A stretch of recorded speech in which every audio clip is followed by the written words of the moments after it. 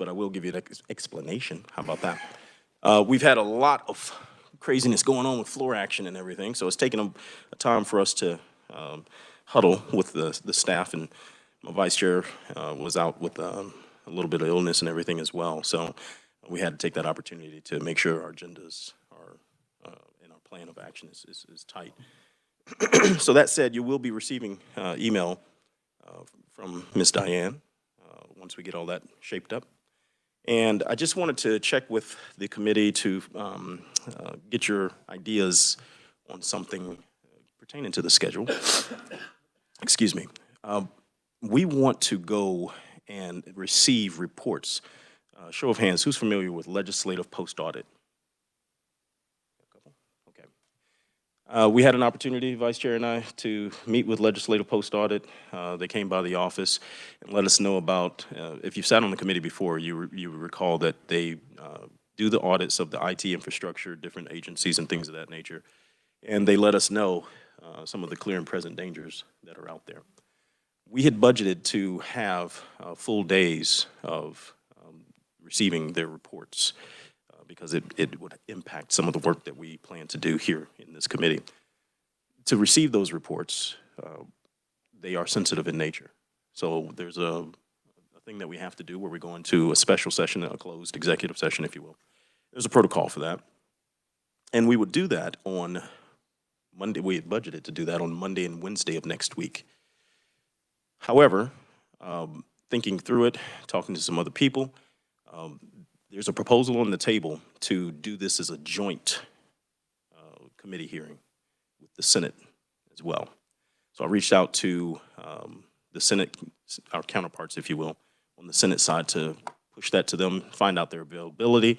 And because the Senate does things the way that they do things, stop smiling over there, they came back and said, hey, listen, the only availability they have is on a Friday. Now, we in the House are authorized to meet on Fridays. While we are a Monday, Wednesday committee, we can meet on Fridays. We just have to coordinate with the Speaker's office on that, and they can find real estate and things of that nature. And I think the Vice Chair, you had some questions about that. Would you like to pose that to the committee as far as availabilities go? Well, thank you, Mr. Chairman. The only question is, I know that some of the budget subcommittees, budget committees are meeting, maybe tax, other committees. So I think you had indicated that if we did a Friday committee meeting, we would do it at our regular time, 9 a.m. And so I think we just have to check availability of our committee members to make sure we would have a quorum, especially seeing that we would have to go into executive session. And so that was the question. Okay, and thank you for that, Mr. Vice. So what he's discussing is, if, in order for us to go into executive session, we have to have a quorum to make that call and make that motion. So the question before us this morning is, number one, and for the discussion, I'm gonna open that up. Do we want to meet on that Friday with the Senate? That Friday would be either this Friday or next Friday before turnaround. And do any of the members have that availability open, most opportune at a 9 a.m. or an 8 a.m.? So I'll open the floor, please. Representative Carr. Thank you, Mr. Chair. I'm sorry, I didn't hear the times. What were the times again? Well, we haven't hammered out the times just yet. We're just trying to see if we kept it at the regular committee time, 9 a.m. on Friday. Would everyone be available for that? We could go earlier. I guess we can, as long as we can find the real estate, get the setup done on WebEx and everything. I think we could coordinate to have that done. But I know some people have what they call budget committees as well, and those budget committees meet appropriate, and a lot of them every morning, or some of them meet different days, but at 9 a.m. So if you have those conflicts or any other conflict, please let us know at this time so we can work through it. Thank you. I don't have any conflicts, but budgets should be done by next week. So if there is a conflict, next Friday would probably work for most people. But I'm good with this Friday because I'm already meeting with my committee on this Friday. So. On this Friday, the 7th? Okay. So we got one going for the 7th. We got possible on the 14th because budgets should be done by the 13th, you say? So that would free up everyone. Anybody on this side? Good? Wayne? Representative Joji, please. Did I interpreted right? We're supposed to be here Friday, aren't we, for session? Okay, thank you. That is correct. Yes, Representative Oropesa. Thank you, Mr. Chair. I would be unable to meet this Friday. I'm so sorry, could you repeat? I would be unable to meet this Friday. Okay, duly noted, thank you. Online, we have the Ranking Member Simmons. You had a question or comment? Thank you, Mr. Chair. Good morning, everybody. I was going to say that the 14th would work quite well for myself. And I'm checking with our other members on the committee as well. So I'm putting you down for the 14th, is that correct? Yes, sir. Thank you. Roger that, thank you. Representative Esau. Thank you, Mr. Chair. I can make this Friday. Next Friday is uncertain. I'd have to rearrange something, but maybe, if you're trying to get a quorum. Okay. And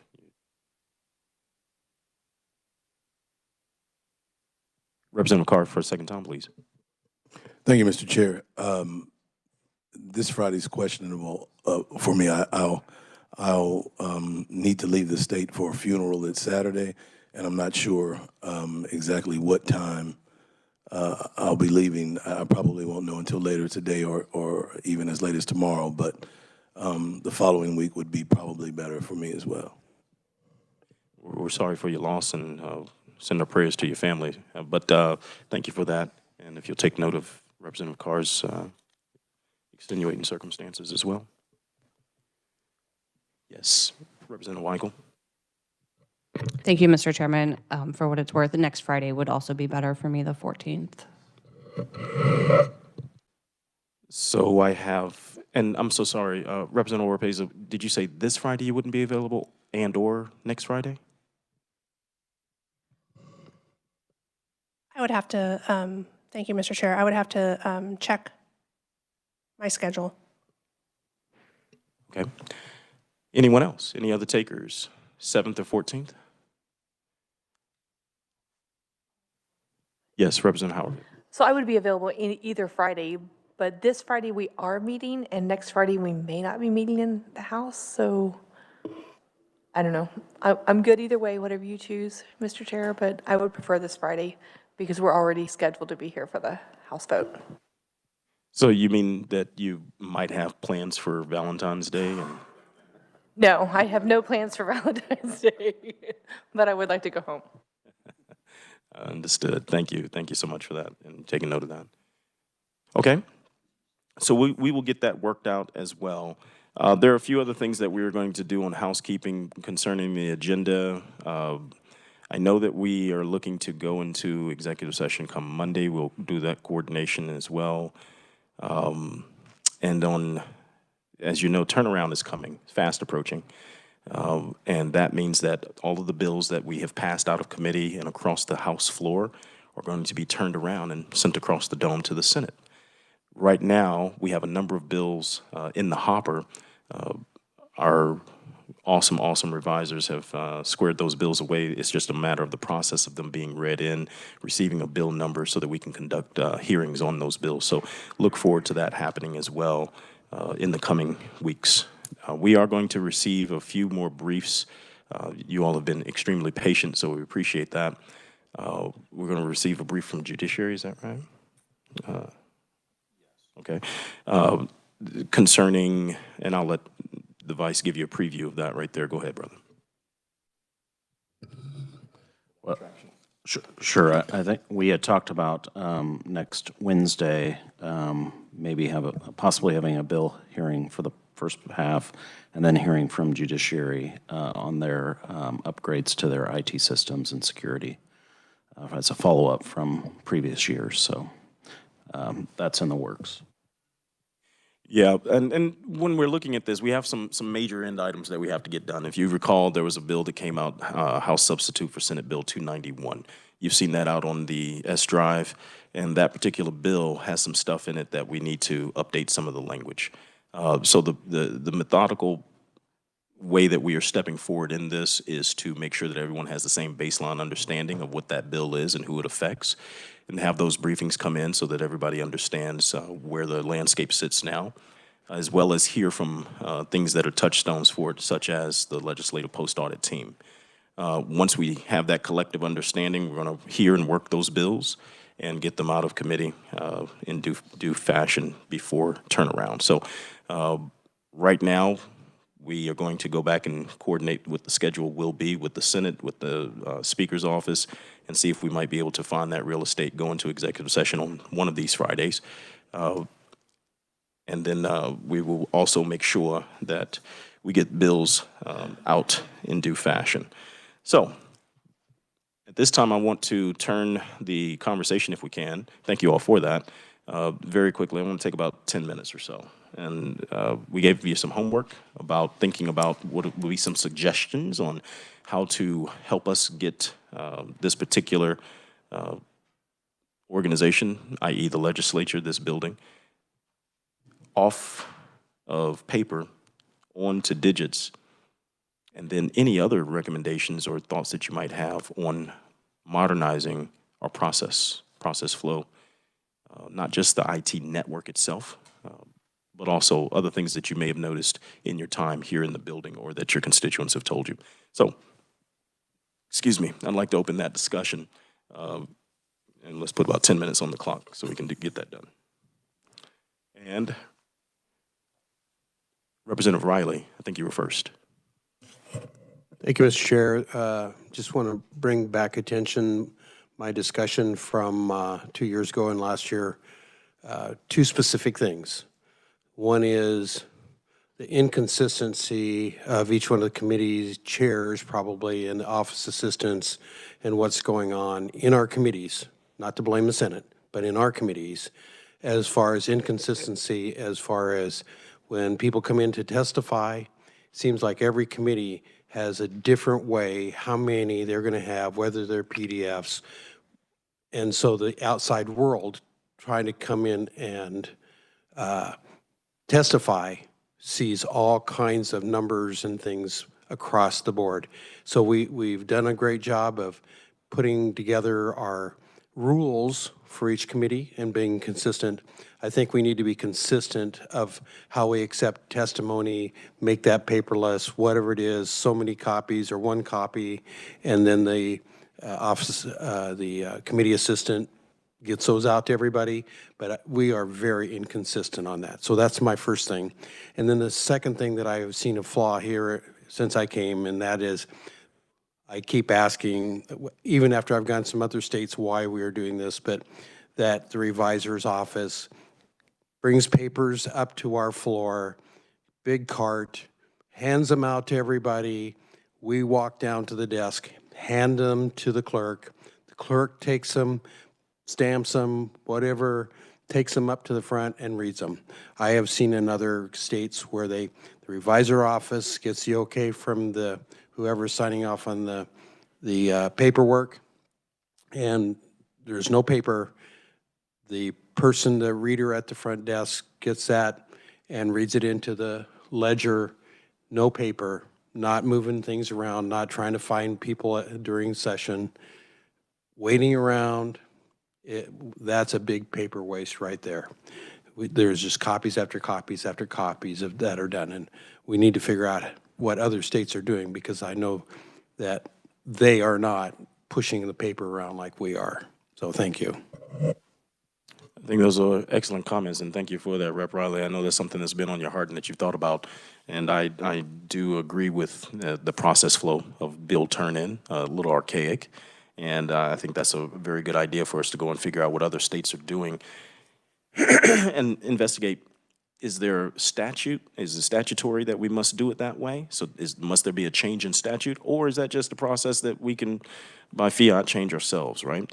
Want to talk to our stakeholders who are involved in that process flow, from the revisor's office, LES, and everyone else who might have a hand in that, and understand where the sticking points might be to get that either resolved, modernized, or stay the same. And let me give you one other piece of information here. When we are considering things in this committee, do not take things off the table because of price tag. We need ideas, okay? Everything is welcome. We'll get to that stage. Nothing will be, my heart is this. I don't want us to look at something and say, oh, because it has this price tag, we can't consider it. Or, I am really adamant about this product as the panacea for all, therefore, to the exclusion of anything else, we must pursue it, because this is going to be that one silver bullet that's going to fix everything. Rarely have you ever seen that happen. So when we're looking at things, what I want to do is first map out process flow, understand the dynamics, and then find out where the sticking points and issues are, and then come up with, suggestions on how to fix it, right?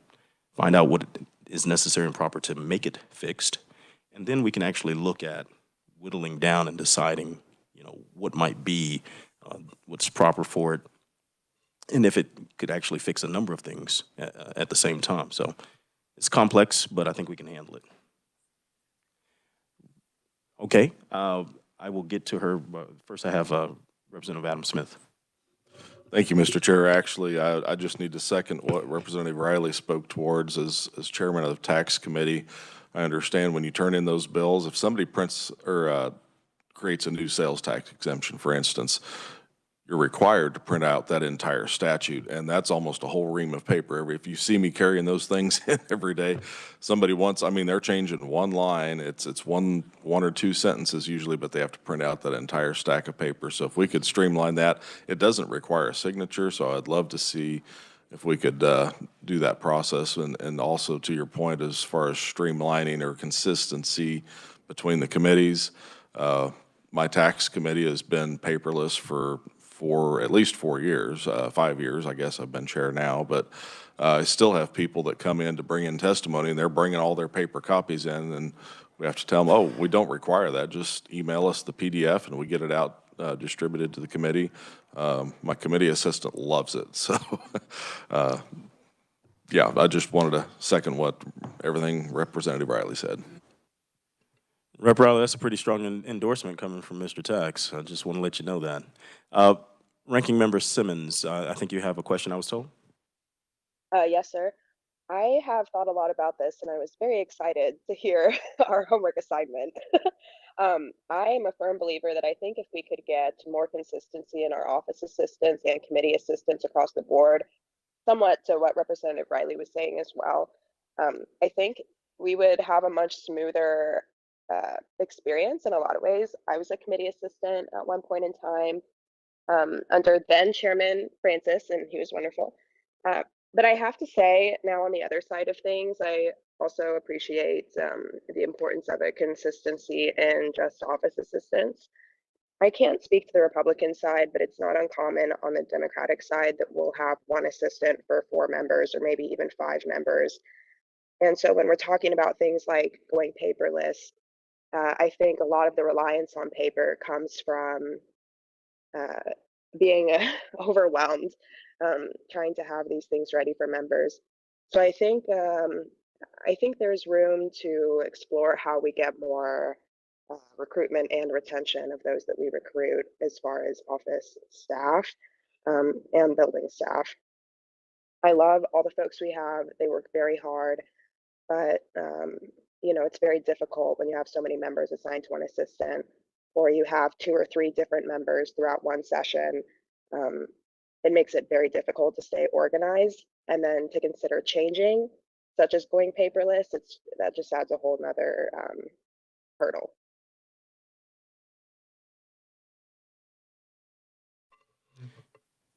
And thank you for that.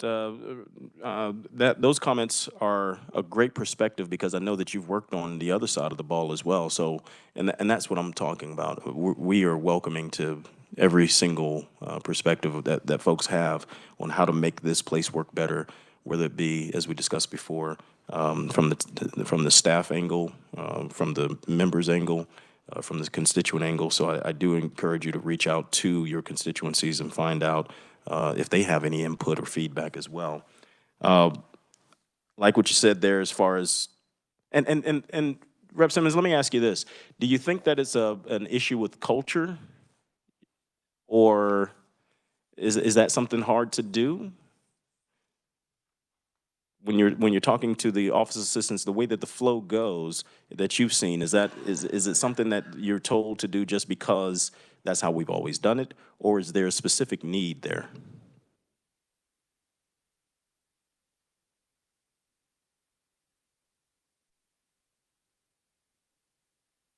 I think we lost Representative Simmons. Anybody else care to answer on Oh that? no, I'm Rep. sorry. Howerton? I didn't realize you were asking me that. I thought Oh that was for yeah, yeah. everybody. My apologies. My apologies.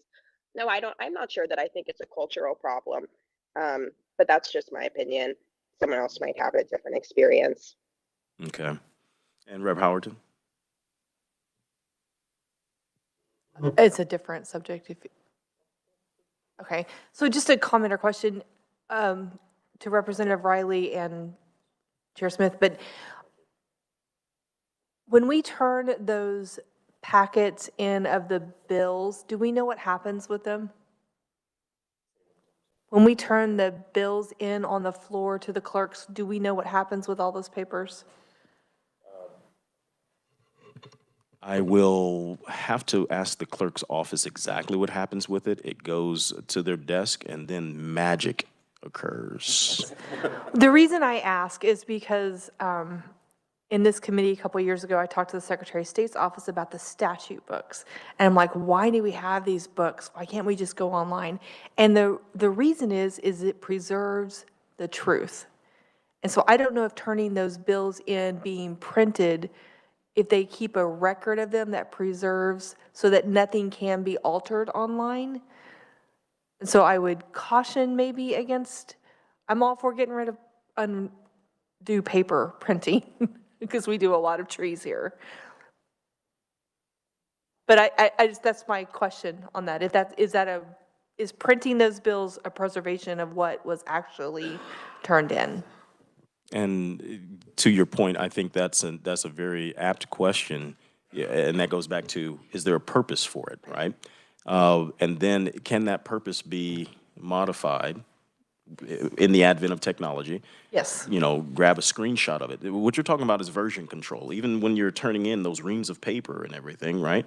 And coming into the floor, as Rep. Riley was talking about, you know, the system has been, we want to make sure that what is being presented to the members for consideration, what is being passed, and what is being turned into the annals of the books is the right version, because someone can infiltrate or intercept, I should say, and slip in another piece of paper with a different wording, and now you thought what you were voting on was this, but it's really something completely different. So yeah, I think that's a very pertinent question to ask, and make sure that if there's a way for us to preserve version control as you're working a bill, turning a bill in, making it into a statute, and preserving it as a statute.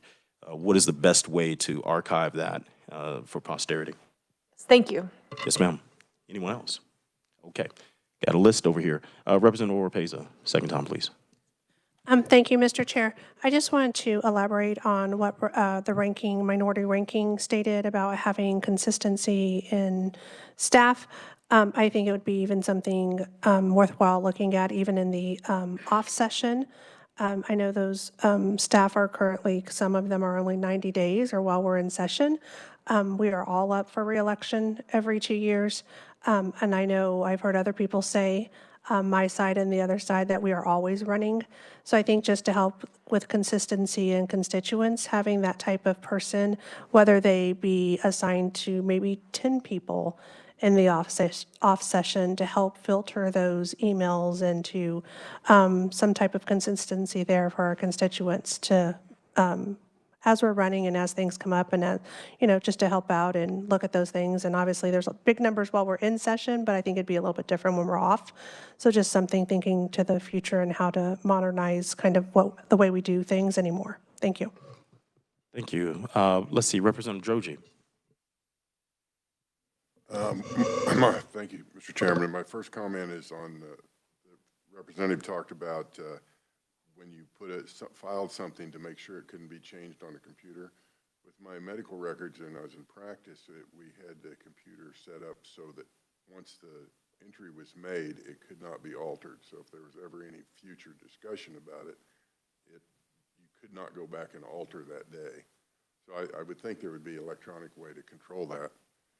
The other thing I just wanted to mention, just screen size. I personally have a little trouble, and I increase my size of my screen and try to read stuff on it.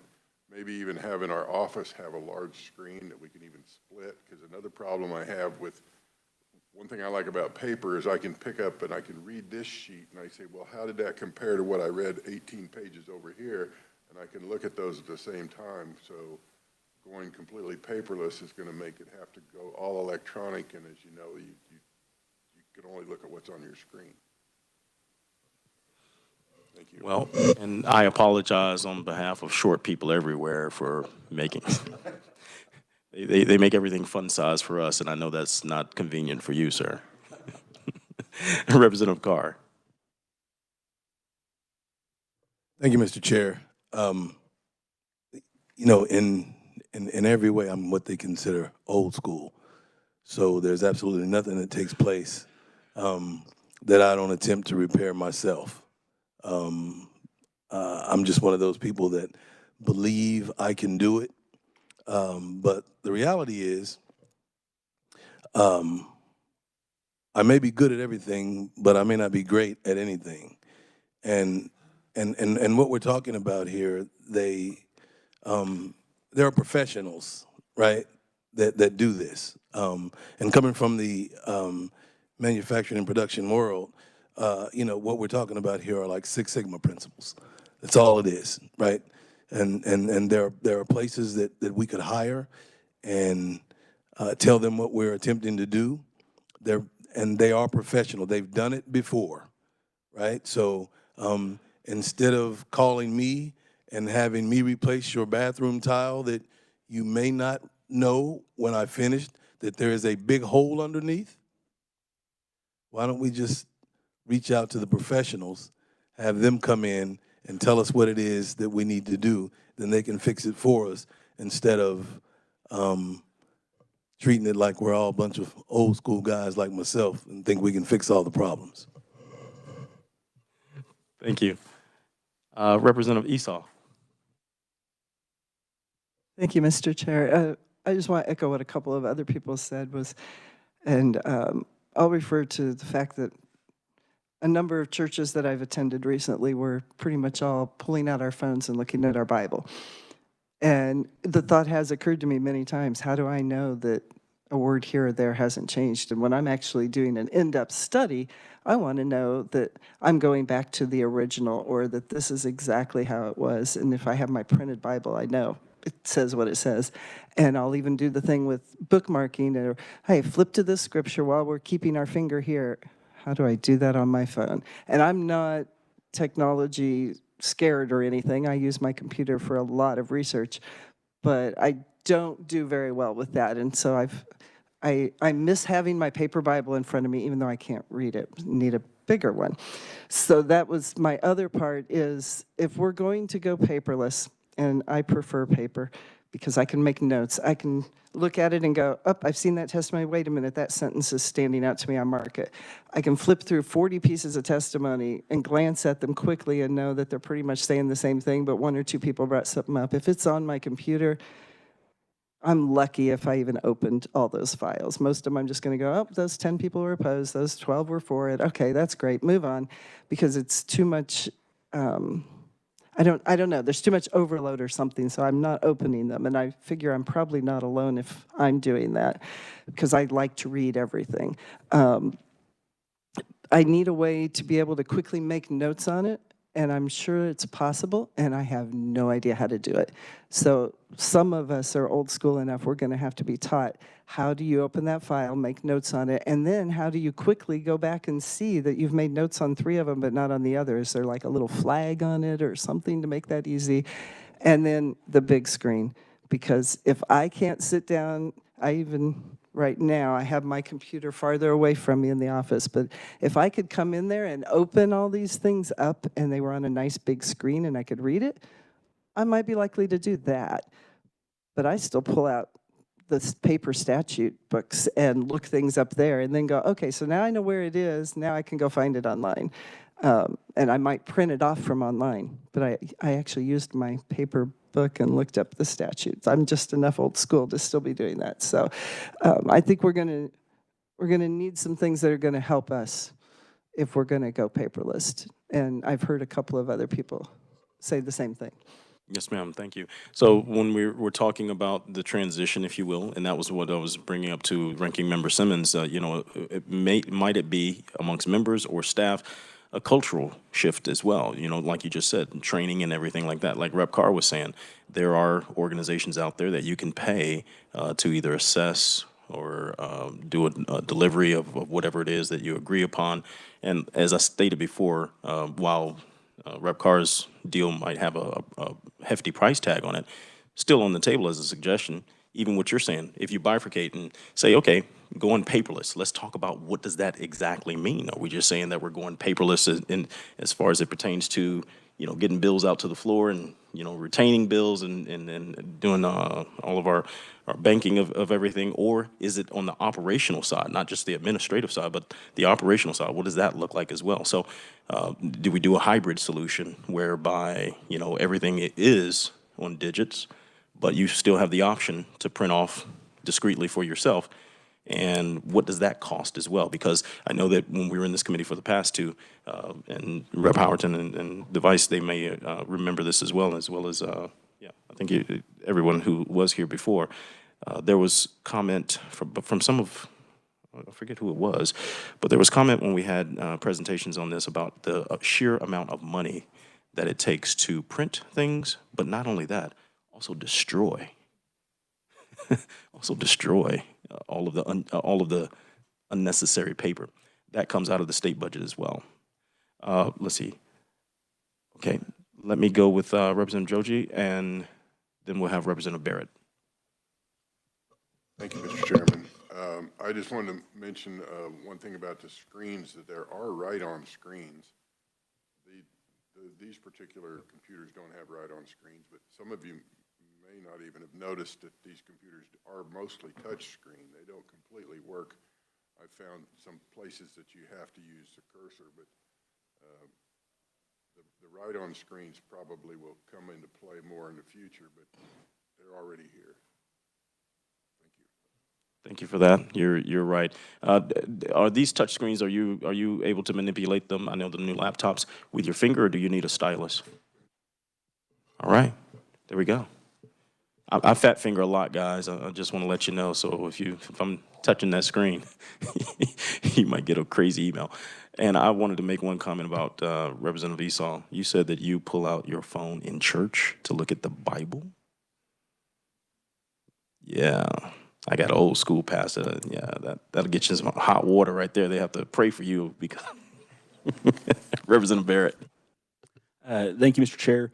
There is technology available. Some state offices already use it, or some individuals in state offices do, but I agree 100% that our laptop screen size, if you're trying to review a document and type at the same time, switching back and forth is a hassle. So they do make 4 laptop screens that when they're not in use, attached to the exterior, and then they actually, they flip out, so then you have 2 screens to look at. And I know at least a few people at KBI use it, so I think that'd be a great option for us if it's in the IT budget. If you can take a look into that and bring back those suggestions, even with the concept that you were talking about as well, Representative Carr, let's look into that and see what we can have available and consider all those options as well. And I would be curious as to the durability of that solution, price tag, durability, and feasibility of it. Yep. Let's see, Representative Brantley. Thank you, Mr. Chair. Just a comment on the screen that attaches to your laptop. I used to use one of those, and they are nice. They just travel right there with you, so they're very easy and they're not too expensive. So on thinking about things, being the newbie in the room, when you come in the building, it seems like, I think of like an airport with all of the flights and such. If we had maybe a screen somewhere, maybe at the floor, where we could see even a small one outside the room, what's going on in that room that day, who's meeting, and you could actually, through a computer somewhere, change those, and that wouldn't have to be paper printed outside each room. And I don't know if this is kind of the dream piece, but maybe when you even come in the visitors area, that there was something of a screen that would show everyone what was going on and when during that day, and maybe a revolving piece, but it would be an easy adjustment throughout the day rather than papers. And yes, ma'am. Yes, thank you, Rep. Brantley. The visitor center down there right now, I think they have two big image boards, touch screens. They're off to the side. Okay. So they're not kind of like the airport, if you will, vertical right in front of you. I use that all the time because I'm always late transitioning for flights, so it's very convenient. So I get what you're saying on that piece. Rep. Riley. Thank you, Mr. Chairman. Same thing. We had this discussion, I believe, last year when we were talking in a roundtable kind of thing. I mean, all you have to do is go to our neighbors to the south in Oklahoma and go to their Capitol. Right outside the door, they've got visual screens. Everything that's paper out there right now is visual. It's all digital on every room. You know exactly what's going on or what they're covering. All the what's happening is basically on that screen for what's going on in that room. And so they have software somewhere that is knowing how to do that, and we have building and grounds people that know how to put screens on the wall. So we just need to put that all together. Okay. And we have the charge to make stuff happen. Please don't think that this is an exercise in just futility, having discussions. We are going somewhere with this. We may break out into Tiger Team small groups, if you will, and break apart this particular topic so that it can be treated very well by members as well from every aspect. We may have someone take charge of subcommittees in the future as well to really focus on the experience that constituents have and come back with recommendations for making that happen, as well as staff, just looking at all those pieces. I think Representative Turner, you were a subcommittee chair on this last year as well. You and I both, right? Do you still have all of your notes and everything from that? Let's bring those to the foreground as well. Let's scrub those up and see if that'll generate any discussion and ideas as well. If you still have your stuff on. I'm not sure. I am so sorry. I was telling Representative Turner he served as a subcommittee chair on this last session, and I was asking him if he still has his notes from the subcommittee that he chaired to bring those to bear for the group as well. I will find mine as well and with those suggestions and see if that'll be a jump off point. And what we can do is lay everything out on the board and then, arrange it, compartmentalize it, and just really get after it the right way. Rep. Turner. Thank you, Mr. Chair. Yeah, I mean, when she split us into subcommittees, mine had a specific charge, and that was to kind of look at the revisor's office processes, why are we waiting? And so, that subcommittee was very singular issue focused, and we kind of ran that down, and largely it's because we write the rules the way we write them. But there were a number of other things that were tossed out last time, and I think those things are probably archived somewhere, a list of ideas that were generated in an open thought process, much like what we're doing here, that we could probably harvest and kind of revisit those. I know we talked last time about security in parking lots. Lighting got improved down there. We talk about cell phone. There's a number of avenues we could go down. Standardizing committees, I think, is a very worthwhile thing to do. My experience is that, committee assistants don't cross-pollinate a lot. So one of them is a very paper-intensive, and I don't know if it's just the wishes of the chair. So then there were a number of K-less improvements being made to the systems here, that possibly each representative would be able to customize your own homepage to track bills and things that are important to each person. And I saw where the President Pro Tem is looking at what would be called in the business world a customer relationship management system, but it's more a constituent management system. I know I saw an email from him. So I think there's a number of things that are happening that, this committee could choose a path and make meaningful ground on any one of those. So anyway, thank you. Those are excellent comments, and thank you for that, Rep. Turner. Really value your insights on that. Ranking Minority Member Simmons has her hand up on the line. Please jump in. Thank you. I would also just remind everyone here that we have an amazing resource in Washburn. There are so many young people that are very tech savvy. They're eager to get things on their resume. And I would just encourage us to remember that we have really convenient and eager group down the street that may be able to help us as we start talking about details or research or implementation of some of these things. Whether they're public administration students, poli-sci students looking to do capstones and whatnot. I think that could potentially play a role if we find ourselves looking around saying, we've got some great ideas, we got a little legwork to do in the off session. I think they could be a great resource for us. Just something to keep in mind. Thank you for that. Definitely look forward to a way to explore, that resource and see if we have anything similar from across the state as well. Do we have anyone else? Okay. Well, team, I wanted to put 10 minutes on the clock to make that conversation just started off. This will be an ongoing conversation, even after turnaround and into next year.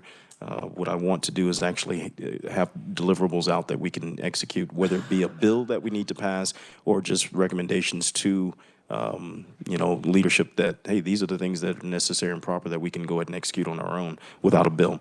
That said, if we have any other business, I'm sorry, I forgot to ask, are there any bill, we're past the line for bill introductions. Never mind, we don't need to do that. The next committee meeting will be on Monday, the 10th, is that right? Okay, at 9 a.m., unless we hear anything otherwise concerning LPA, so stay tuned for more. If we have no further business before the committee, we are adjourned. Thank you.